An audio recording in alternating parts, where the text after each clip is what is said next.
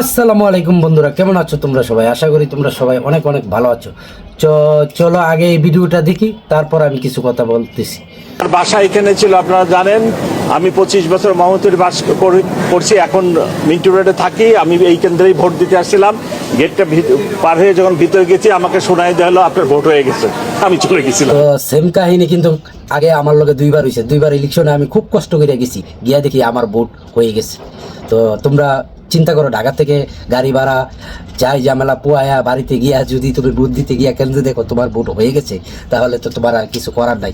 তো এই কারণে এবারও আমি আর এই কষ্ট রিস্ক নেই নাই। টাকা পয়সা ইনভেস্ট কইরা গাড়ি ভাড়া দৌড়ায় টোড়ায় ফ্যামিলি নিয়ে গিয়া সেটা দেখবো আমার ভোট হয়ে গেছে। তাই আমি এবার সিদ্ধান্ত নিছি যে আমি যাবই না। ঠিক আছে, তো বাকিটা জানি না এবার কি আমার ভোট হয়ে গেছে কি না।